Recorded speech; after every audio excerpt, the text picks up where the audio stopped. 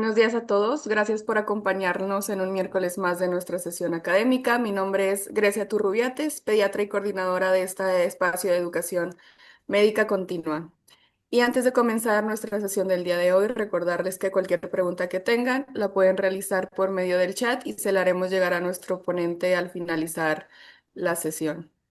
Asimismo, si quieren recibir las invitaciones semanales a nuestra sesión, pueden solicitarlo al correo que aparece en pantalla y también recordarles que para poder enviar su constancia de asistencia a la sesión del día de hoy solicitamos su ayuda llenando la encuesta de satisfacción que haremos llegar tanto por medio del chat y con el código QR que también compartiremos al finalizar la sesión.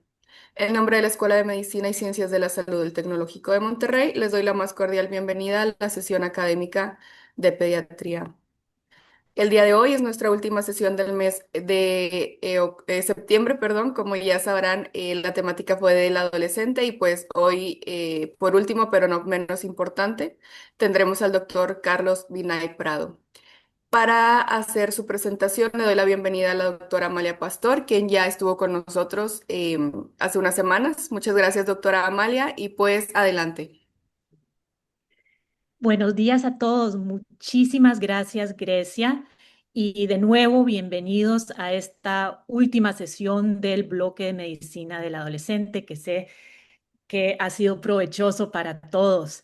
Tengo el gran privilegio de presentarles al doctor Carlos Binay Prado. Él es médico cirujano por la Universidad Popular Autónoma del Estado de Puebla. Tiene una especialidad en pediatría por el Hospital para el Niño Poblano, Benemérita Universidad Autónoma de Puebla.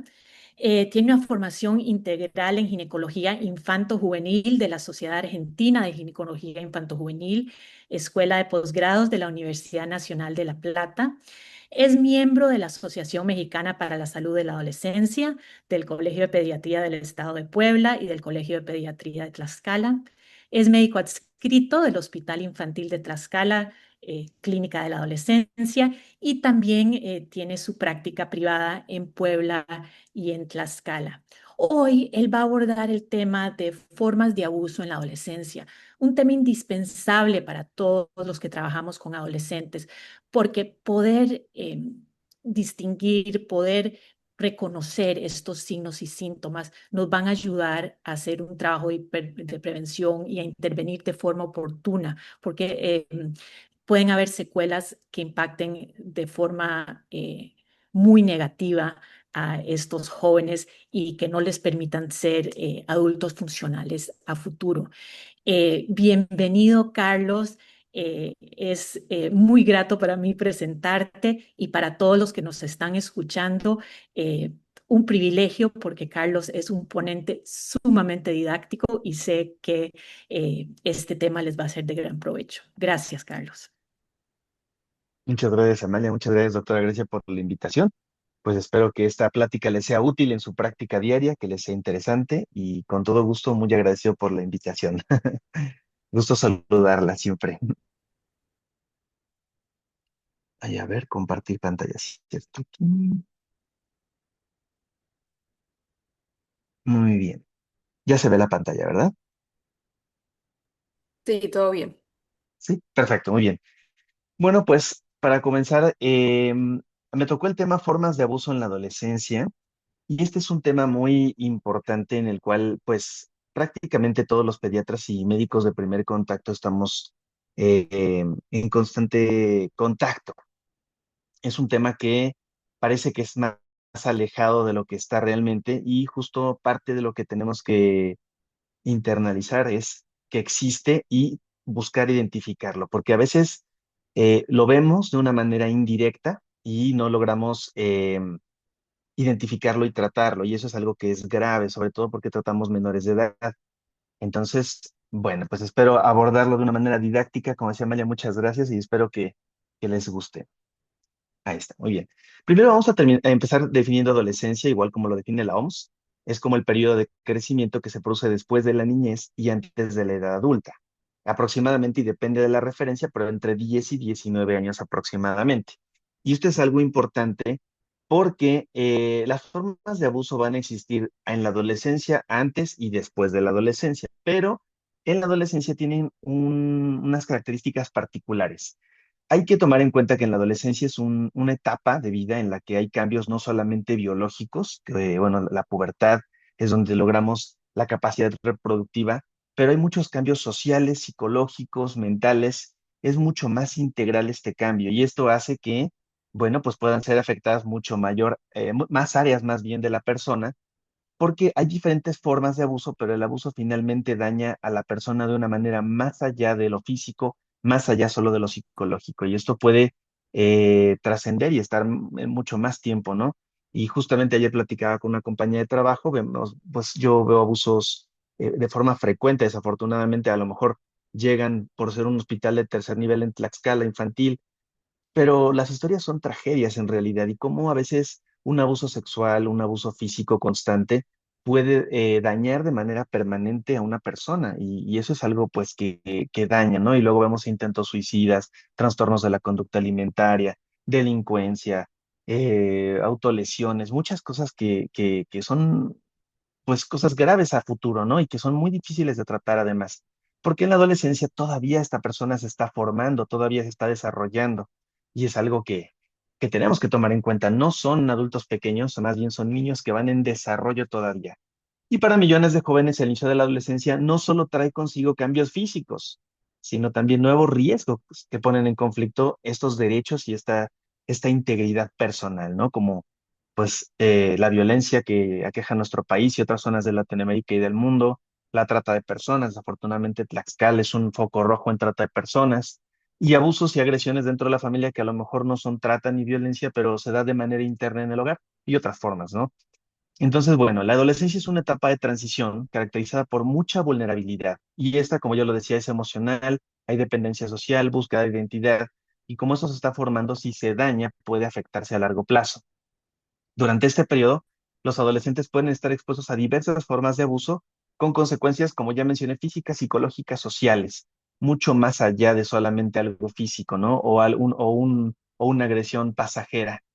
Y bueno, pues hay alto riesgo de complicaciones por la edad de origen social, ¿no? Como en las adicciones en general, alcohol, tabaco, drogas, problemas de adicción alimentaria, mucha obesidad en el país, fertilidad o una maternidad, una paternidad no deseadas, abortos, deserción escolar, accidentes, suicidios, enfermedades transmisibles y, bueno, pues conductas antisociales que vemos como delincuencia o violencia que reflejan pues nuestra vida diaria, desafortunadamente en muchas partes del país, ¿no? En mayor o menor medida, pero es algo que ojalá que pudiera resolverse de fondo, ¿no? Y gran parte tiene que ver con esta adolescencia que está creciendo con mucho abuso por parte de muchos sectores y personas que nos vivimos.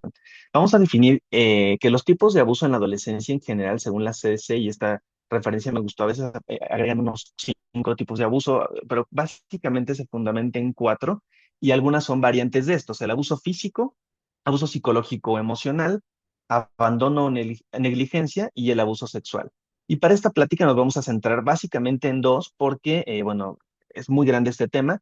El abuso psicológico no lo vamos a mencionarlo, pero no como tal, a profundizar, y el abandono también vamos a mencionarlo, pero no profundizar. Vamos a centrarnos en el abuso físico y abuso sexual, que esto es algo que nos llega de manera más frecuente y además es algo que tenemos que ser muy capaces de observarlo para poder denunciarlo y atenderlo. La detección temprana en el ámbito escolar, familiar, de salud, siempre es importante porque podemos intervenir de una manera oportuna. Algo que no conocemos, que no identificamos, pues no nos permite intervenir. En cambio, lo que lo detectamos de manera temprana, pues sí nos permite reducir el impacto de este abuso en general si hacemos estrategias nacionales o locales, pero también a nivel individual nos permite favorecer la resiliencia del adolescente y tratar directamente esta parte emocional o física, ¿no? A veces el abuso físico es mucho más llamativo y es algo que pues llega a los servicios de urgencias, pero a veces no es tan grave como para notarlo y es algo sutil que es de manera constante y ahorita vamos a ver. Algo que es muy importante es cómo vamos a detectarlo en la consulta, no importa qué tipo de consulta tengamos, puede ser una consulta de control, puede ser una consulta de especialidad, puede ser una consulta de medicina general, pero si nosotros ponemos atención sobre todo a este modelo HEDS, que es un modelo muy extendido y muy importante para abordar temas en adolescencia, y es una mnemotecnia en la cual podemos pues ver diferentes áreas del este adolescente y en eso podemos investigar e identificar gran parte de los abusos. Es el hogar o educación y empleo, la alimentación, actividades en general las que hace el adolescente, drogas y también sexualidad, suicidio, depresión, no datos de suicidio o depresión, y seguridad, ¿no? Entonces, bueno, estos son las áreas como que podemos hacer como un tamizaje muy rápidamente en las consultas para preguntar a lo mejor, no, pues cómo te va en tu casa, bueno, trabajas o no trabajas, estudias, estás comiendo bien, has pensado en hacerte daño últimamente. O sea, yo siempre hago esas preguntas y a veces algunas adolescentes pues se sacan como de contexto porque no vienen por algo relacionado, pero si hacemos ese tamizaje, a lo mejor de manera frecuente con un adolescente podemos identificar muchas cosas, ¿no? A lo mejor duermes bien o qué tal, y no, pues es que duermo 15 horas al día, ¿no? Pues ahí podemos identificar algo a lo mejor de depresión o alguna otra condición, cosas que nos pueden ir llamando la atención. Abordando ya por los tipos de abuso, el primero es el abuso psicológico o emocional. Y bueno, existen incidentes aislados, o sea, todos pueden existir de manera aislada y esos sí dañan, pero a lo mejor no tanto, pero a veces el problema es que, sobre todo si se da en el hogar o en algún lugar donde el adolescente está de forma constante, pues esto se hace un patrón continuo, ya sea por parte de padre o cuidador para proporcionar un entorno apropiado, ¿no? Casi todos son por falta de proporcionar un entorno apropiado para el desarrollo emocional. Y bueno, esto finalmente puede dañar el desarrollo de la salud, como ya dijimos, en muchas otras áreas de este adolescente. Puede ser una restricción de movimiento, a lo mejor no someter físicamente, pero mantener, digamos, a raya al adolescente de una manera inquisidora, a manera psicológica o emocional. Puede ser patrones de menosprecio o culpabilización, podemos hacer amenazas, o bueno, más bien los agresores hacen amenazas, dan miedo, hay discriminación o ridiculización, eso es muy importante. Y también un rechazo hostil o o como sí, una discriminación o un sesgo a esa persona. Y eso pues daña de muchas maneras muy profundo, ¿no? El abandono o negligencia, lo vamos a hacer como el nombre lo dice, pues es cuando los padres están ahí, pero no hacen lo que deben de hacer y dejan de cuidar o dejan de proporcionar este ambiente propicio para el desarrollo.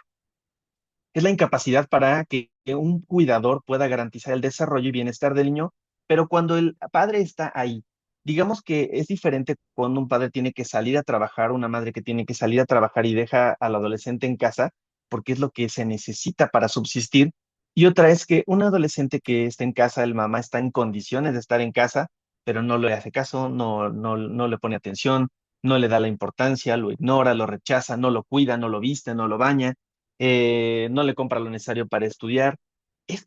También es un tipo de abuso que daña, ¿de acuerdo? Y bueno, eso es algo, una característica es que los padres de niños abandonados no son necesariamente pobres, porque parecería que a lo mejor no solo en dinero, sino pobres en tiempo, pobres en economía o algo, pero no, estos podrían tener las capacidades de hacer bien las cosas y no lo hacen. Y bueno, hay un manual diagnóstico, ya es un poco viejo, pero de maltrato infanto-juvenil de México y refiere indicadores de maltrato por abandono. Por ejemplo, son hijos que muchas veces no son deseados, se presentan con ropa inadecuada para el clima, o sea, a lo mejor hace frío y los traen con una playerita o no sé, o sin ropa interior, es un ejemplo. Falta de atención médica, bueno, niños más pequeños, ¿no? Hablando en todas las edades de la infancia. A lo mejor al adolescente pues no sabe igual, pero a lo mejor con una ropa muy vieja o que no es de su talla, falta de atención médica o está hambriento, eh, con falta de una supervisión, o sea, el adolescente que pues nadie lo cuida, nadie sabe qué hace, nadie sabe de su vida, desnutrición discordante con el nivel socioeconómico, a lo mejor no come bien, pero pues parece que su familia tendría para darle de comer bien. Hay retrasos, ¿no? En el aprendizaje, en la escuela, en el desarrollo, hay fatiga o sueño, hambre o son muy dispersos, no cuentan con documentos oficiales y eso es algo que no sé si pasa en Nuevo León, pero en Tlaxcala no es frecuente, pero pasa. O sea, cada 2, 3 meses llega un adolescente, un niño que no está registrado y eso pues es también una negligencia por maltrato, bueno, más bien por abandono, sí, por omisión de cuidados, ¿no? No lo vacunan, no va al médico. Entonces, bueno, pues también identificarlo, eso podemos verlo en el consultorio muchas veces. Y ya un poquito más enfocados al abuso físico o maltrato físico, pues va a ser más visible y es el uso intencional de la fuerza física contra un niño, niña o adolescente que podría causar daño a la salud, supervivencia, desarrollo y dignidad, ¿no? Y hay veces que este abuso es demasiado grave, o sea, hemos tenido fracturas, traumas transcefálicos, y seguramente llegan en todos lados, ¿no? incluye golpes, palizas, patadas, zarandeos, mordeduras, estrangulamiento, sí, estrangulamiento, quemaduras, envenenamiento, asfixia, muchas cosas que pueden dañar al adolescente físicamente, ¿no? Y con alta hay veces que este daño es solamente superficial y puede sanar, pero hay veces que esto puede causar un dolor físico o algún daño funcional que causa alguna discapacidad incluso, ¿no? Y gran parte de esta violencia física contra los niños, niñas y adolescentes en el hogar se realiza con fines de castigo. Ah, es que te porta. Y muchas veces no es justificado. Digo, la mayoría de veces y no es por mal, pero ¿qué podría ser un adolescente, un niño, para que fuera merecedor a un castigo así, ¿no? Unas fracturas, quemaduras a propósito de cigarros. Aquí hemos tenido niños con quemaduras de cigarro, con cortes también, o sea, como muchas cosas que son a lo mejor impensables para muchos pero que sí existen y hay que ser capaces de verlos. Eh, a nivel mundial se estima que en la OMS que 1 de cada 4 adolescentes ha experimentado maltrato físico en algún momento de su vida, ¿no? Y ojalá que nuestros adolescentes no sean este 1 de cada 4. ¿Y qué buscar y qué sospechar? Algo muy importante es qué vamos a buscar, ¿no? Y bueno, pues obviamente las lesiones corporales, y aquí pues, hay varias lesiones que son muy visibles y muy gráficas. Esas no son tan difíciles de identificar y está bien que las identifiquemos, aunque a veces son más sutiles, ¿de acuerdo? ¿Y qué es lo más frecuente que vamos a encontrar? Pues en una valoración cuidadosa hay que correlacionar, obviamente, la historia clínica. Nos pasa a veces que aquí los papás, bueno, yo creo que en todos lados igual, a lo mejor trae el niño la abuela y los papás no se aparecen, ¿no? Entonces, como que pues ahí hay que preguntar la razón, ¿no? Y a veces, no, pues es que no pudo, es que tuvo algo más importante, es que está en otro lado, no sé, como que a veces es muy vaga o a veces los familiares también como que encubren un poquito también estos agresores. Eh, pues es muy importante que lo relacionemos con esta historia, o sea, quién lo cuida, qué hace este adolescente, en qué contexto vive, porque eso nos va a decir gran parte de lo que vamos a poder corroborar en la parte física. Y ya físicamente, pues obviamente lesiones en la piel y tejidos blandos, fracturas, lesiones internas y signos conductuales y emocionales asociados, ¿no? También si este adolescente, hay algo importante que, si bien todos los adolescentes pasan por un momento de rebeldía o de identidad personal en el cual ellos van a buscar identificarse y buscar su identidad personal y pueden parecer rebeldes o con actitudes antisociales, esto puede ser normal y puede ser anormal y patológico. Entonces, bueno, todos los adolescentes tienen problemas con sus papás, todos los adolescentes. Todos los adolescentes pueden tener rebeldías o enojarse por un castigo, por una indicación, por algo, sí, todos. Pero eso es diferente a que tomen otras conductas ya un poco, o ya sean trastornos, o ya sea agresividad, o que lo manifiesten.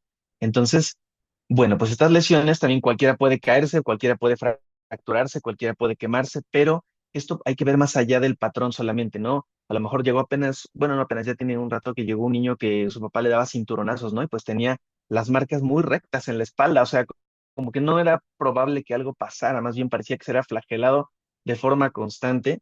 O, por ejemplo, teníamos un niño de 4 años que llegó aquí que los papás lo tenían encadenado, ¿no? Entonces, bueno, pues tenía las marcas de las cadenas, el pequeño en el cuello, y son cosas que no son agradables, por supuesto que no, a veces incluso como pediatras, como médicos, lo rechazamos porque sentimos muy feo, pero pues hay que verlo porque si no, no podemos ayudar a estas personas. Y bueno, aquí de manera más extensa, en las lesiones en la piel, hematomas, en distintas fases de evolución, en lugares atípicos, cara, cuello, abdomen, muslos, laceraciones, marcas lineales por objetos cinturones, cables, varas, ¿no? Quemaduras con cigarrillos, líquidos calientes, pero líquidos calientes que a lo mejor no es como de que se cayó, no sé, o sea, a veces hay que imaginar más, o también, bueno, yo sé que a veces hay accidentes que parecen abusos y no lo son, ¿no? Pero pues hay que pensarlo para poder identificarlo. Fracturas en múltiples regiones, o sea, una fractura, otra fractura, y a lo mejor no, en diferentes lugares no es por caídas graves, y bueno, pues si bien se puede tener algún padecimiento en los huesos, pues sí hay que buscar que no esté siendo maltratado, ¿no? Lesiones internas. Tuvimos desafortunadamente hace como un año un niño que tuvo un abdomen catastrófico, los padres lo golpeaban, una vez le dieron un golpe demasiado fuerte, tuvo una perforación intestinal, fue un abdomen catastrófico, tuvo una resección creo que del 70 o 60% y al final desafortunadamente falleció el niño, los papás estuvieron en la cárcel, los cuidaron las abuelas, pues es una tragedia, ¿no? Y a veces no tenemos que ver esos casos extremos, hay que identificarlos antes. Ojalá hubiera llegado ese niño antes y hubiéramos identificado estas lesiones. Y conductas agresivas o retraídas también, bueno, pues la parte emocional es muy importante. lo que cuenta este adolescente. Un niño pequeño, pues no, a lo mejor no lo va a contar como tal, pero un adolescente ya podría, aunque a veces por miedo no lo cuentan. Y bueno, hasta aquí están otras lesiones, estas son imágenes, un artículo aquí está citado, son muy gráficas, pero a veces estos son por maltrato, ¿no? Y entonces, ¿qué podemos ver? Y a veces solo vemos uno, a veces vemos varios, y muchas veces, como digo, los familiares encubren también a esos agresores, a veces las abuelas, a veces los tíos, o a veces quien sea en realidad, o la mamá, el papá, ¿no? Y bueno, pues las implicaciones en la salud son trastornos de salud mental en el futuro, que eso es lo que después llegan, lo que podemos ver a lo mejor más frecuente, y los antecedentes es que cuando yo era niño, mi papá, es que cuando yo era un adolescente, mi abuelo, es que cuando muchas cosas, ¿no? Entonces hay que verlo, trastornos de salud mental, conductas de riesgo, algunos se vuelven adictos al consumo de sustancias. Ayer me decía una chica en la consulta que, pues, que el problema, que ella a veces sí se había intentado suicidar y que lo hacía porque su familia no la apoyaba. Y decía que, pues, obviamente no servía de nada hablar con la familia porque como no la apoyaba, ella sentía que estaba todo perdido, ¿no? Y 14 años tenía y la verdad es que sí es muy fuerte y a veces sí es real y a veces no tanto, ¿no? A veces es por parte de uno o varias personas, pero siempre hay, a veces buscamos a un familiar resiliente que busca salvar a estos adolescentes, estos niños. Ojalá que tuvieran a alguien así. Y bueno, pues es una posibilidad muy alta de perpetuar esta violencia, ¿no? Generación tras generación se va repitiendo y eso también es algo que se debe de evitar. Como en el equipo médico que tenemos que hacer, pues un examen físico, obviamente, en un ambiente cálido, contenedor, propiciar colaboración del menor, no revictimizar, hacerlo sentir cómodo, explicar cada procedimiento asegurando el consentimiento también de los niños y adolescentes es muy importante. La mayoría van a acceder cuando se busca una ayuda, pero hay que preguntarles, es importante. Esta autonomía progresiva hay que tomarla en cuenta y en el adolescente es muy, muy importante, sobre todo si se acerca a la mayoría de edad incluso, ¿no? Y se contará con la presencia de un adulto o la persona que el menor prefiera. Y han llegado casos en los que, pues, el agresor llega, trae el niño porque ya se pasó la mano, no sé si a veces dicen, no, pues se me pasó la mano, pero no quieren ser denunciados y pues tienen miedo también los padres o los familiares y entonces el adolescente puede decir, no, pues yo no quiero que me acompañe mi papá, yo no quiero que me acompañe mi mamá. Entonces hay que hacerles casos porque muchas veces puede ser el agresor el que esté llevando al adolescente al niño, a la niña, y entonces, bueno, pues hay que poner atención quién quiere que esté con él en la exploración y en el interrogatorio, ¿no? Y bueno, pues cuando exploramos genitales, además es importantísimo explicar lo que haremos, reafirmar si lo que vamos encontrando está dentro de lo normal o no y respetar el pudor del paciente y los familiares. Entonces, bueno, pues aquí está un consultorio del Hospital Infantil de Tlaxcala. Aquí estoy yo. Bueno, no, no es cierto. Acá es donde va el médico, digamos. Normalmente debemos de buscar una barrera. Aquí tenemos una cortina y la parte de donde vamos a explorar al adolescente. Y algo muy importante es que preguntamos, a veces esto es un consultorio no de urgencias, ¿no? Eso es un consultorio de atención a especialidades. Podemos preguntarle al adolescente si quiere o no que acompañe a este adolescente a la exploración. Y entonces yo creo que como el 80% dicen que sí, pero un 20%, al menos es mi percepción personal, dicen que no. Y hay que hacerles caso el por qué no, ¿de acuerdo? Hay que ver el contexto, si es mamá y no quiere que esté, si es papá, si es el abuelo, si es quien vaya a acompañar, ¿por qué podría decidir que sí o que no? Más allá de cuestionar al adolescente, tratar de interpretar un poquito más allá. Y bueno, pues también tenemos que estar atentos a este tipo de violencia en consultas de rutina, como ya lo había mencionado, no solo cuando vienen refiriendo eso, ¿no? Y muchas veces vemos esto, ¿no? Vemos unos autolesiones terribles, por ejemplo, esta niña se hizo un pulpo con una navaja, se dejó en cicatriz, ¿no? Y otras muchas lesiones o intentos de suicidio, cosas así que a lo mejor no llegaron por eso, pero uno va a revisar y encuentra, ¿no? Entonces, eh, es importante tomarlo en cuenta. ¿Y qué significa este corte? ¿Qué significa más allá de que esté o no ahí? ¿Qué es lo que está representando en ese adolescente? ¿Fue abusado? ¿Es maltratado? ¿Qué vivió para poder hacer esto, no? Muchas veces hay trastornos mentales, trastornos psiquiátricos que aparentemente no son generados por violencia, pero hay otros que sí, la mayoría es increíblemente que se relacionan, ¿no? Yo creo que podría ser un factor predisponente. Y bueno, hablando del abuso sexual infantil, que también es un tipo de agresión física, aunque bueno, en el área sexual va más allá y también es importante diferenciar que a veces los términos en las bibliografías y las referencias no se entienden tan bien porque abuso sexual lo hacen como violación, o sea, más bien es como un sinónimo. Y en realidad el abuso sexual es cualquier tipo de abuso que tenga que ver con la sexualidad. Y la violación es un tipo de abuso sexual. Entonces, a veces no encontramos una violación, pero encontramos un abuso sexual y es algo muy importante. Se define como la participación de un niño o niña adolescente en una actividad sexual que no comprende plenamente, y eso es algo importante, plenamente, eso tiene que ser muy importante, para la que no puede dar su consentimiento informado, para la cual no está preparada en su desarrollo o que viola las leyes o tabús sociales. Eso también es súper importante, porque a veces hay adolescentes que llegan aquí, hemos tenido chicas de 13 años que tienen parejas de 40 y que ellas no lo han visto como violencia, pero cuando llegan lo refieren y ellas no llegan por aparente abuso, pero hay una simetría, y eso ahorita vamos a ver ahorita un poquito más adelante, siempre hay una simetría de poder, o sea, ya sea en fuerza, en jerarquía, en familia, siempre va a haber una simetría. Y los niños pueden ser abusados sexualmente tanto por adultos como por otros niños de la edad o un poquito más grandes que presentan alguna simetría, ¿no? Es lo que les digo. Tiene que haber alguna simetría por edad, por madurez, por otras. Y esto pues siempre hay que sospecharlo. Es un delito donde una persona, el agresor, satisface sus impulsos sexuales con una niña, niño o adolescente de cualquier sexo. Y eso es algo que tener en cuenta, ¿no?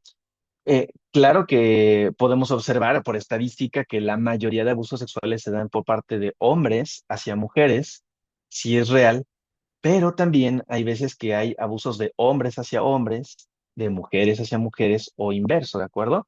Eso es importante porque si no, a veces no sospechamos. Tuvimos un caso de una niña que era abusada por una tía y bueno, la mamá no, como que no lo podía creer y abusaba, tenían dos hermanos y abusaba de la niña, no del niño.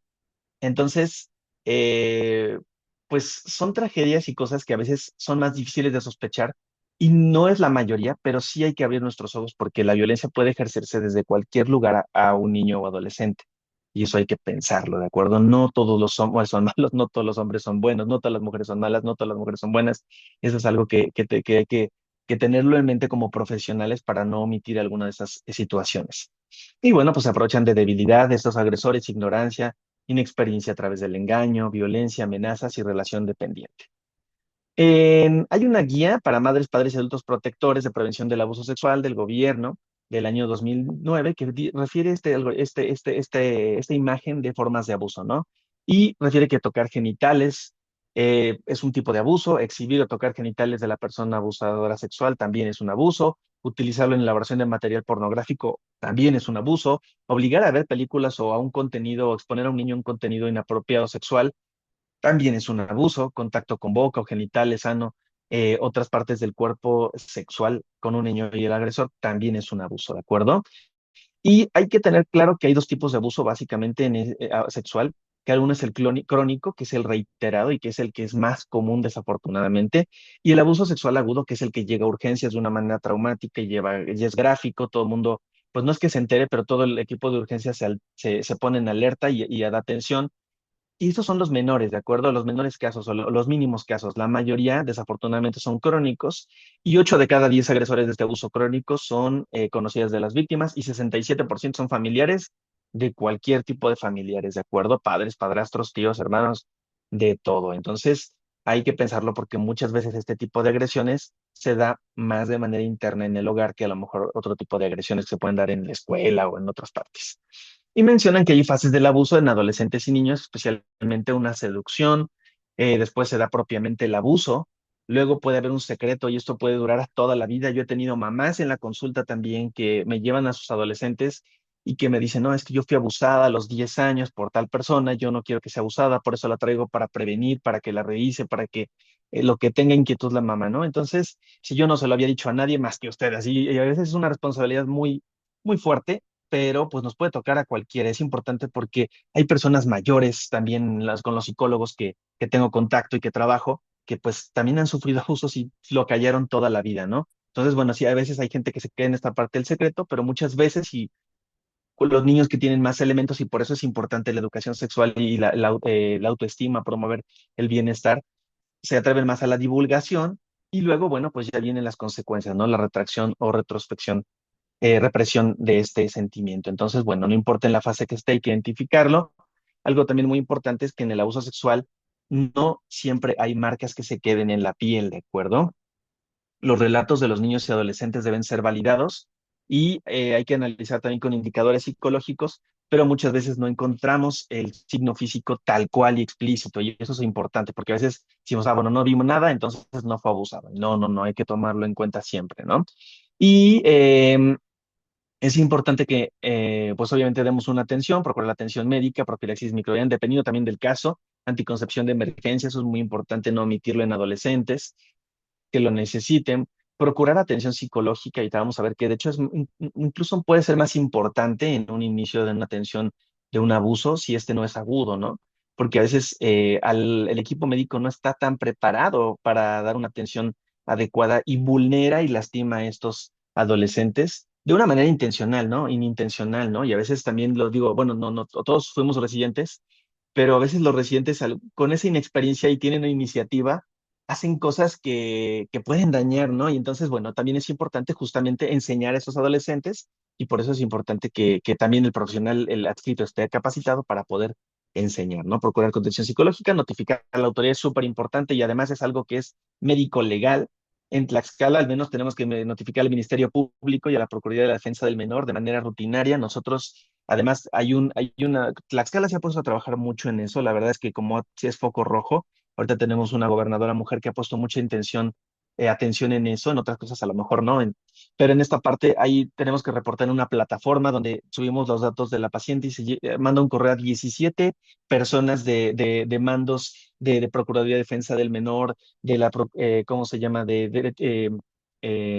Procuraduría de la Mujer, aquí también se llama, mucha protección familiar, DIF, y entonces entre todos se hace una red de apoyo que pues cada vez está siendo mejor, la verdad. Y también eso implica más trabajo para nosotros, pero creo que vale la pena. Y es importante notificar, porque si no notificamos, además de que es una omisión y una omisión médico-legal, pues estos niños, niñas y adolescentes no tienen una mejora, ¿no? En el futuro. Y bueno, no voy a centrarme a gran cosa, vamos a avanzar cosas que a lo mejor pueden ser menos técnicas, pero importantes en el tipo de abuso.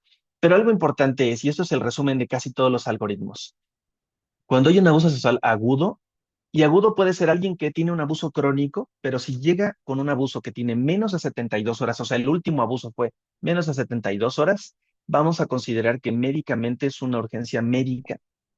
Y entonces, sí tendremos que revisar, sí tendremos que dar profilaxis, sí tendremos que abordar en equipo de salud, sí tendremos que quedarnos, bueno, se tendrá que quedar hospitalizado o algo, abordar de manera adecuada.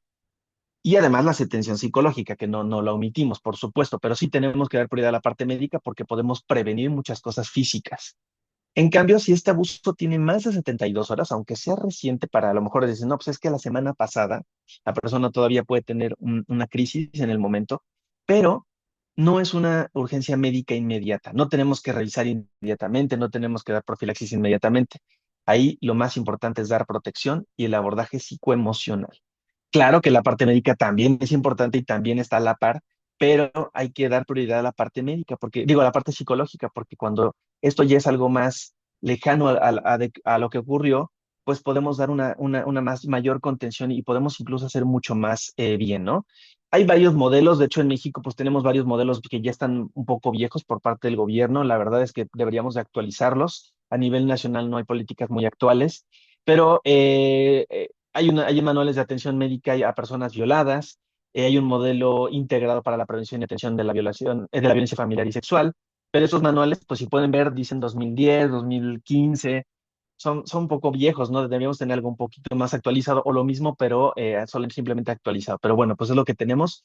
No es que estén mal tampoco, hay que seguir la atención, ¿no? Y la atención médica y psicológica es importante. En el Hospital Infantil de Tlaxcala tenemos este algoritmo que es nuestro algoritmo modificado y mejorado según nosotros. Esperemos que así sea con el conocimiento de las personas que trabajamos aquí, en el cual es muy importante porque además estamos considerando la interrupción voluntaria del embarazo porque es la única causal que aplica en todo el país. Por eso digamos, podría decir que cualquier estado donde lo estén viendo de la República Mexicana, se puede ofrecer una interrupción voluntaria del embarazo por una causa de violación. Entonces, bueno, obviamente cuando llega algo agudo, no va a estar embarazada y tener el aborto si es que así lo desea, pero podemos dar una consejería, ¿de acuerdo? Y hay que tener cuidado al hacerlo también porque no podemos afirmar que va a ser embarazada una adolescente por una violación, eso puede traumatizarla. Entonces, bueno, pero como equipo profesional hay que considerarlo, además de toda la profilaxis, toda la atención que podemos dar. Y algo importante es que ponemos estas dos notas y dice, los casos de violación sexual son urgencia médica si requieren atención inmediata, confidencial, gratuita, sin importar derecho a audiencia. Porque nosotros ahora con la red IMSS Bienestar, que somos un hospital de parte de la red IMSS Bienestar, atendemos población no derechohabiente. Entonces, bueno, aquí eso es importante incluso para los hospitales privados. Caso médico así debe ser atención inmediata y posteriormente se puede dar una referencia, ¿de acuerdo? Pero no podemos negar nunca y siempre tiene que tener un expediente completo. No importa si llegó y se fue casi casi, pero si llegó con un diagnóstico de abuso sexual, hay que tener un expediente completo, ¿de acuerdo? Denunciar no es una obligación, es un derecho, aquí lo ponen, pero sí es una obligación de los profesionales hacerlo. No se requiere denunciar para otorgar la atención, porque a veces las adolescentes o los familiares dicen, no, yo no voy a denunciar. Ok, independientemente de que denuncien o no, no podemos negar la atención y no tenemos que estar como profesionales de la salud verificando si esto, interrogando para cuestionar. Nosotros debemos de creer que cuando alguien llega con un diagnóstico de abuso sexual, pues damos la atención sin cuestionar. Y bueno, en Tlaxcala con una declaración jurada incluso se puede dar atención de interrupción voluntaria del embarazo y no hay consecuencias legales para el equipo de salud porque con una declaración jurada tenemos la obligación de creerle al adolescente. Y no se deben dilatar los procedimientos por trámites administrativos. La atención debe ser inmediata y oportuna. Y algo tener en cuenta, y dependiendo de la cultura y de la región donde vivamos, porque esto es diferente en todas las partes del país, incluso otros países latinoamericanos o de otras partes del mundo, los temas de salud sexual y reproductiva pueden ser ya por sí mismos un tema sensible por factores culturales, escala de valores, religión. Y esto, nada más por el hecho de ser sexual, puede interferir con la efectividad del acto médico. Hay que tenerlo en cuenta para tratar de no vulnerar y para tratar de hacer lo mejor que se pueda.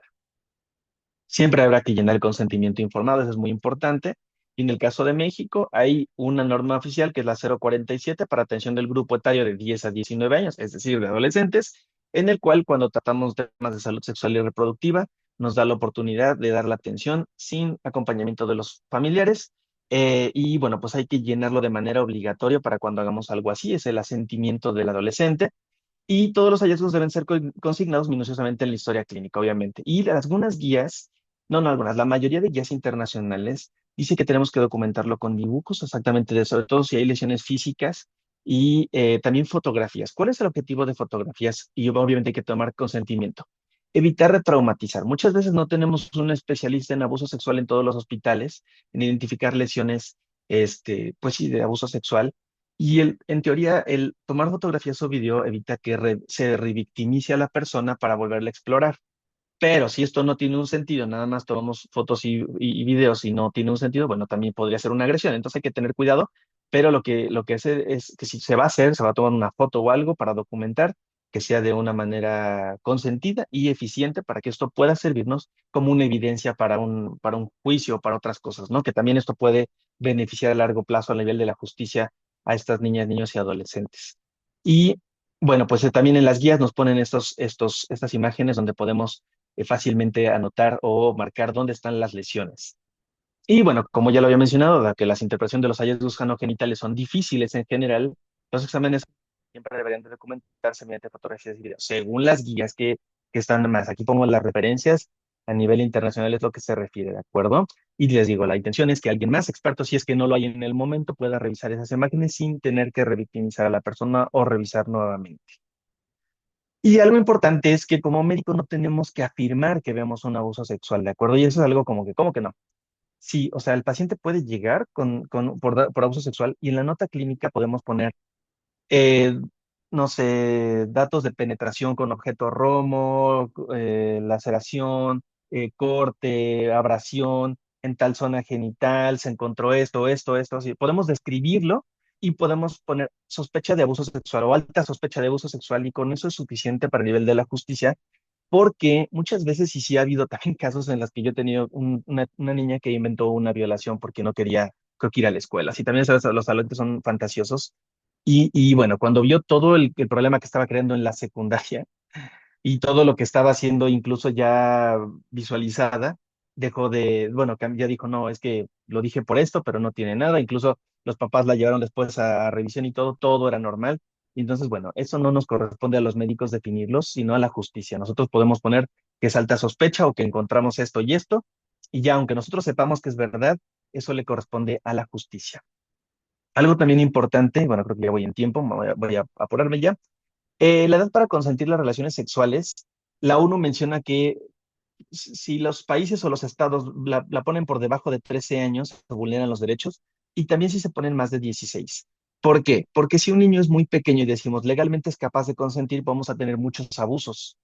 Y por el contrario, si tenemos una edad muy alta, que decimos no solo puede consentir relaciones sexuales a los 18 años, como los adolescentes que en general tienen vida sexual antes, pues también podemos provocar que esto haya más vulneración a los derechos sexuales de las personas. Entonces, bueno, en México tenemos que la mayoría de los códigos penales, el 46% lo fija en 14 años, ¿de acuerdo? Antes de 14 años no puede consentir, después de 14 años puede consentir él o la adolescente, ¿de acuerdo? Y esto es algo que hay que checar en cada estado las leyes locales para ver cuál es la edad pues que está vigente. En el estado de Tlaxcala y debe parecerse a la mayoría de códigos penales, refieren el artículo 289, se considera violación a quien realice cópula con una persona menor de 14 años de edad con o sin violencia, siempre es un abuso, siempre y cuando son mayor de edad. Y a diferencia de la cópula realizada en una persona mayor de 14 años y menor de 18, se considera como delito de estupro y está sancionada con pena de cárcel solo si se obtuvo el consentimiento por medio del engaño. Y eso es algo muy importante, porque aquí hay una laguna, ¿no? Pues sí se obtuvo, no se obtuvo, pero bueno, ya permite la ley que esto puede sí ser un abuso, pero también hay adolescentes que consienten después de los 14 años y entonces, bueno, pues ya da más flexibilidad. Y obviamente cualquier inseminación artificial, ya sea digo, no cualquier inseminación artificial sea no consentida, pues es un abuso también, ¿de acuerdo? Y está penado en los estados. Em, es importante que el abuso sexual se detecte en una etapa, digo, un momento temprano, como ya lo mencioné, ojalá que pudiéramos identificarlo lo más pronto posible. Y el comisionado para la infancia en Inglaterra investigó que el abuso sexual en 2017 estimó en una estadística que hizo que 1 de cada 8 en Inglaterra, yo creo que aquí en México estamos igual o un poco peor, no sabemos por qué no se denuncia, pero solo 1 de cada 8 de víctimas de abuso sexual llega al conocimiento de las autoridades competentes. Significa que de lo que vean ustedes en los hospitales hay que multiplicarlo por 8, por 10 o por más, dependiendo del lugar, y eso es algo que es muy triste. Por eso es más común de lo que creemos, ¿no? El abuso sexual está entre las 5 experiencias más traumáticas de un ser humano, que un ser humano puede enfrentar en su vida. Es muy, muy importante eso porque daña a largo plazo, es más frecuente de lo que imaginamos y, bueno, pues como hemos mencionado ya muchas veces, va a perjudicar a largo plazo a los menores, ¿no? Esta estadística del INEGI de 2017 dice, en México el 46% de los casos de niñas entre 10 y 14 años que tuvieron un hijo nacido vivo, o sea, que tuvieron un hijo nacido vivo, o sea, de 10 a 14 años son adolescentes que no consintieron, reportaron que el hombre tenía entre 18 y 68 años, y eso es algo muy importante. La brecha es muy larga, pero estos son abusos, ¿de acuerdo? Que a veces no se ven tan visiblemente. 30% no especificó la edad de la pareja, 19% reportó que la pareja tenía entre 15 y 17 años, es decir, otro adolescente. Ahí puede ser un abuso, pero también a veces no, ahí no necesariamente. Y solo el 5% era menor de 15 años. Pero quitando este 19 y este 5, que es el 24%, el 76% fueron con mayores de edad. Y bueno, según la OCDE, México ocupa el primer lugar a nivel mundial en abuso sexual infantil. 1 de cada 3 niños o niñas en México sufre abuso sexual, según esta estadística, y eso es muy grave. 93% de quienes tuvieron su primera relación sexual entre 5 y 9 años, o sea, niños y niñas, indicaron que no la consintieron. Por supuesto, incluso aunque hubieran dicho en la encuesta que sí la consintieron, sigue siendo un abuso, pero bueno, aquí indicaron que no, o sea, muy claro tenían que no lo habían consentido. Y con eso terminamos. La educación sexual es muy importante porque va a promover la autoestima y la confianza en los adultos responsables. O sea, em, como adultos tenemos que promover la autoestima y la confianza en los niños. Y esto también va a promover una confianza entre adultos al revés para los niños. Si nosotros educamos y decimos desde que los niños son pequeños que hay partes privadas, que hay partes que son no, nadie debe tocar, mirar, hacerlos sentir mal, les damos la confianza para decir si algo te pasa, dime. Y no nada más es decirlo, porque a lo mejor un papá lo puede decir, pero que de verdad la confianza no se pide, se gana.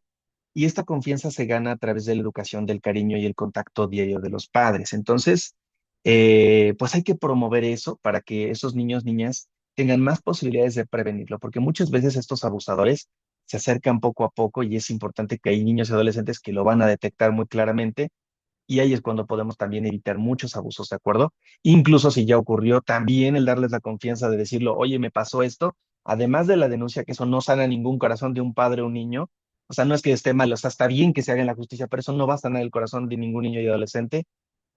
Más allá de eso, vamos a ir a pararlo, ¿de acuerdo? Entonces, pues hay que ver. Y algo importante es que la educación sexual, hay que tener claro que es diferente inocencia e ignorancia. Con la educación sexual buscamos que los niños sigan teniendo esa inocencia lo más posible, pero no siendo ignorantes, ¿de acuerdo? Porque el evitar total la información puede dañar también. Aquí tengo una imagen de la Medioteca de la INAH y es un pueblo enardecido, ¿no? Que dice, no toleraremos la corrupción de nuestros hijos. Y vean la ortografía y cómo está escrito, ¿no? Pedimos la renuncia de Basolo, o sea que pues ahí debe ser alguna persona del momento, dice abajo la educación sexual, ¿no?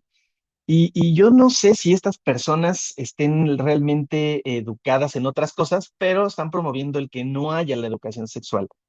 La educación sexual da la posibilidad de elegir y da la capacidad de tener el conocimiento.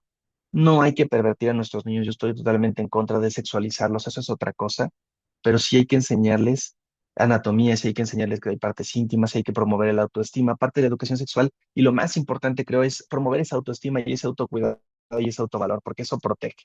Y bueno, acá un meme dice, mi abuela decía, la juventud de hoy solo piensa en sexo, ¿no? Y la foto de mi abuela con todos sus hijos.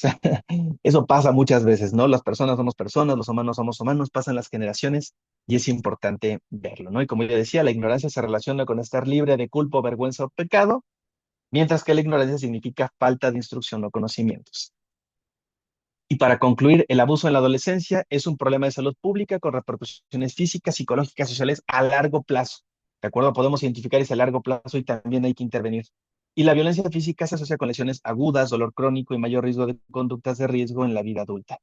La violencia sexual impacta profundamente en la salud mental con alta prevalencia de depresión, ansiedad, trastorno de estrés postraumático y conductas suicidas, que son a veces las que vemos ya en adolescentes más grandes, ¿no?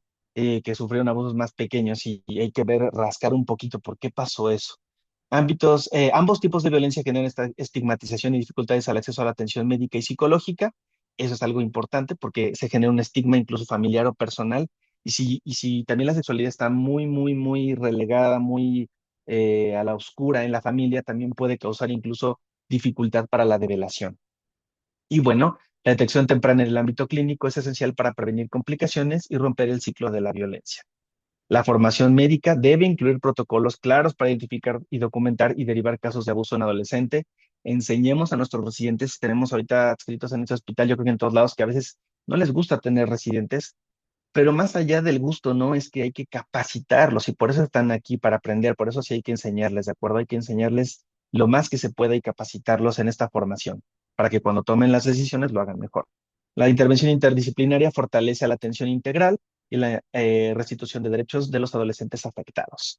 Y bueno, pues con esta diapositiva me despido. Dice, me gusta esta frase de Ignacio Chávez que dijo en el Tercer Congreso Mundial de Cardiología en 1958. Dice, el médico no es un mecánico que debe arreglar un organismo enfermo como se arregla una máquina descompuesta.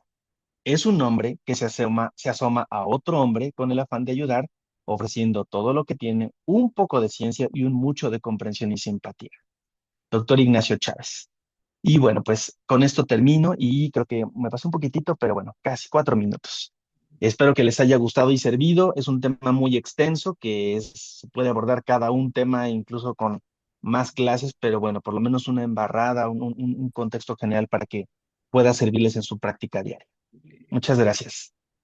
Carlos, muchísimas gracias por tu plática. Sin duda una plática muy completa y me encanta que terminaste haciendo hincapié en la importancia de la educación sexual en la población pediátrica, bueno, y en general, ¿no? También incluir a los padres ahí. Quiero dar paso de una vez a unas preguntas para Sí, aprovechar está el bien. tiempo que tenemos. Preguntan aquí, ¿cómo abordar la situación cuando el adolescente se niega a la exploración genital, pero sospechamos abuso? Ok. Bueno, eso es algo difícil y algo muy importante de abordar en el tema de adolescencia. Eh, em, Primero que nada, y antes, bueno, ahorita no, o sea, tampoco tiene que ver, pero soy presidente del Comité de Bioética, me he capacitado un poquito en biótica últimamente, y algo muy importante es que tenemos que legalmente respetar esta autonomía progresiva del adolescente y el derecho a elección, porque eso es importante. Entonces, una exploración física siempre debe ser consentida, no podemos nosotros forcejear con el adolescente para revisarlo, no lo podemos dar para revisar a fuerza algo que, bueno, algo que pone en riesgo su vida, sí, por supuesto, pero no, no nada más para ver si fue un abuso o no. Em, y eso es una poco de la habilidad y la confianza que se puede ir ganando en el consultorio. En una situación de urgencia es muy importante que es sensibilizar y por eso tenemos que apoyarnos de un equipo multidisciplinario. Las trabajadoras sociales normalmente en su formación tienen una capacitación de primeros auxilios psicológicos y una atención de contención psicológica. Y si tenemos psicólogos especializados en trauma o psicólogos, por lo menos en nuestros hospitales también, podemos pedir que vayan en una situación aguda a hablar con el adolescente, a hablar con el familiar para sensibilizar. Es algo bien difícil. Hasta ahorita yo la verdad es que no hemos tenido ningún caso de alguien que se niegue totalmente de una manera aguda. Sí, a lo mejor una renuncia de primer impacto, pero al final, después de entender la importancia y todo, acceden a una revisión. Y es diferente el contexto cuando es algo ya que estamos viendo en un consultorio de seguimiento, en un consultorio en que no es urgencia. Cuando es un consultorio en el que no es urgencia, podemos ganarnos la confianza primero y a lo mejor no tenemos que revisar directamente en la primera consulta, explicar la importancia y este adolescente la mayoría de veces se va a abrir, ¿de acuerdo? O sea, yo tengo experiencia que algunas, yo soy hombre, o sea, yo les digo, pues así nací, tampoco lo elegí, y soy el que está más capacitado en este sentido en este hospital. Entonces, yo les explico la importancia de la exploración, pero que no se va a hacer nada a la fuerza. Yo siempre les digo a las mamás, porque a veces también la mamá sí quiere que la revisen y el adolescente no. O a veces el adolescente dice, sí quiero que me revisen y la mamá no quiere, ¿no? Entonces, sí tenemos muchas barreras, pero algo importante es que, bueno, siendo algo agudo, sí tenemos que sensibilizar y de ver la importancia para actuar como médicos. Y cuando algo es algo que no es agudo, a veces pues hay que trabajarlo, ¿de acuerdo? Y hasta el momento yo no he tenido una sola paciente que se haya negado a lo largo de, a lo mejor no la primera, pero dos, tres consultas. Hay una chica que fue la última que durante tres consultas no quiso que la exploráramos. Ella es una niña que viene por parte del DIF, que ahorita ya no está en custodia de los padres.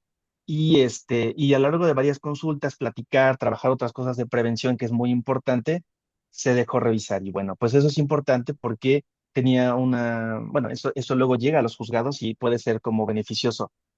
No es fácil, o sea, yo creo que es un reto, pero lo más importante es siempre darle el valor a la persona, darle el valor a la autonomía y que entiendan a través de la razón del objetivo de la exploración, porque tampoco, bueno, no tiene un sentido explorar y no documentar, o no tiene un sentido explorar y no denunciar, no tiene un sentido explorar y que se quede ahí, no dar profilaxis, no hacer una intervención. Entonces, sí es algo difícil también, a mí me cuesta mucho trabajo también, o sea, a veces es como que se ve la importancia y todo, sobre todo a veces hay jueces que ya emitieron una indicación de que hay que explorar y los adolescentes, las niñas no se dejan, ¿no? Y el caso más, creo que más difícil fue no de una niña, sino de un niño que fue abusado sexualmente por los amigos de su papá, como que lo ofertaba y esto fue algo muy penoso para él y solo se dejó revisar por mí una vez, incluso una vez y después nunca más se volvió a dejar revisar y bueno, pues se pudo documentar este hecho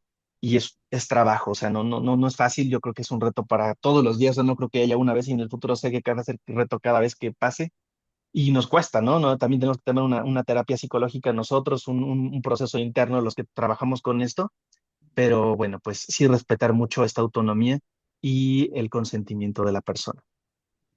Sí, no, definitivamente muy importante, especialmente crear un ambiente seguro donde el adolescente se siente oído y respetado y clave la formación de ese vínculo. Aquí hay otra pregunta que además del Ministerio Público y la Procuraduría, ¿conoce alguna otra institución que apoye en estos casos? ¿O esos Sí, serían los pues primordiales? sí, sí, una cosa, digamos, es la parte de notificar a la justicia, porque esa parte es legal y son los policías, digamos, que de forma así como general, los policías que van a investigar es el abuso y el ministerio es el que las autoridades que van a determinar con las investigaciones si eso no es un abuso o sí, o qué consecuencias va a haber, qué se puede hacer para resarcir el daño. Y otra cosa, y yo les digo, los papás, bueno, no sé, es mi experiencia, igual no me baso en nada, pero eh, ninguna justicia va a calmar y a sanar el corazón de un adolescente y un padre. hay que hacerlo porque hay que hacerlo y además porque el abusador debe ser castigado y debemos de evitar que sigan abusando y eso no, eso es una cosa, no estoy promoviendo el que no se haga. Al revés, es algo legal que tenemos que hacer.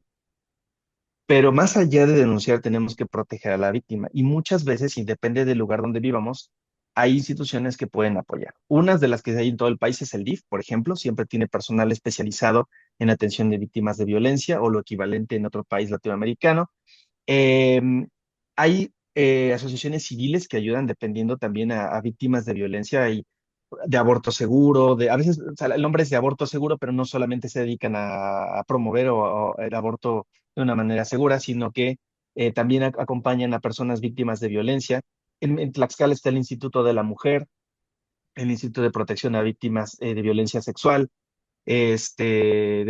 Procuraduría de Defensa de la Mujer, si son mujeres. Y bueno, pues hay una rama institucional que a veces no hacemos uso de ella gubernamental y también hay asociaciones civiles que pueden apoyarnos, ¿no? Entonces, bueno, sí sería buscar localmente quién puede ayudar, pero yo sugeriría que se acercaran al DIF. El DIF tiene una red que incluso puede sugerir a otras personas que pueden ayudar, ¿no? Depende. Ok, creo que nos da chance de dos últimas preguntas. Aquí habla Sí. de un caso reciente de una adolescente de 14 años que fue sometida a cirugía estética con el permiso de la madre y que lamentablemente terminó en deceso, que si esto sería una forma de abuso también.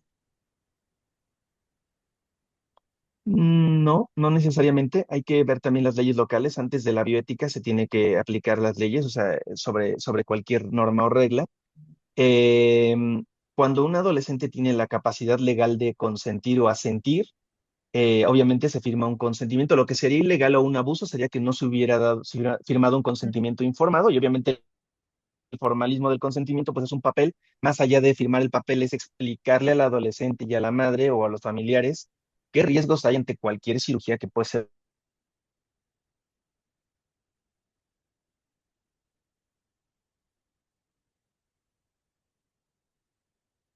Creo que incluso se...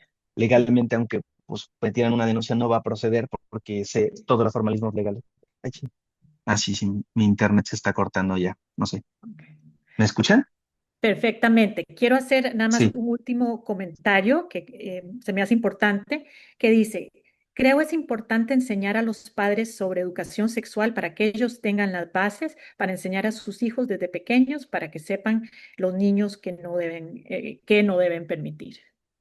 Nos hacen ese Claro, eso comentario es muy de tu plan. importante. Sí, me parece un comentario muy oportuno. De hecho, bueno, no es publicidad. Síganme en mis redes sociales y yo doy cursos para educación sexual para padres, textualmente así. Estamos promoviendo, ya salió el primero, porque creo que el lugar donde podemos prevenir de mayor manera y de un impacto directo es en la familia, promoviendo la educación de los padres que muchas veces no están educados en esto. Promovemos que ellos eduquen a sus hijos de una manera. Obviamente en la escuela tienen que educarlos y todo, pero es algo fundamental. A mí me parece trascendente que eduquemos a los papás para que ellos lo transmitan a sus hijos y eso previene, y no solo previene el abuso, porque también no, sino que la sexualidad puede ser algo muy saludable, satisfactorio y agradable en la vida de la persona que puede desarrollar, y eso es muy, muy bueno, ¿no? Más allá de solamente anatomía, fisiología y prevención del abuso y enfermedades de transmisión sexual. Pues muchísimas gracias, Carlos. Ya estamos sobre el tiempo. Gracias, Grecia. Se me hace un cierre excelente de este bloque de medicina de adolescente. Eh, Quiero un anuncio a todos los que les interesa ese tema de medicina del adolescente. Por favor, síganos en Taeli, Taeli Adolescencia Sana, Vida Plena, en redes, Instagram, Facebook. Ahí están, por cierto, contestadas ya todas las preguntas de la sesión pasada. Ahorita pongo en chat para que nos puedan seguir en redes. Y bueno, muchísimas gracias a todos por acompañarnos hoy. Muchas gracias, doctores, Muchas doctora, gracias. doctora Pastor, gracias por haber sido parte de este bloque de la adolescencia, que como bien mencionas, pues muy necesario. A lo mejor algunos de los temas no son tan agradables, pero definitivamente tenemos que estar preparados precisamente para saber identificarlos a tiempo, ¿verdad? Muchas gracias. Nos vemos la próxima semana y un nuevo mes, una nueva temática. Les dejamos aquí el QR para quienes no han visto ahí en el chat la liga de la constancia. Y muchas gracias a todos, que tengan un excelente día y nos vemos a la próxima. Gracias, doctores. Gracias. Gracias, hasta luego.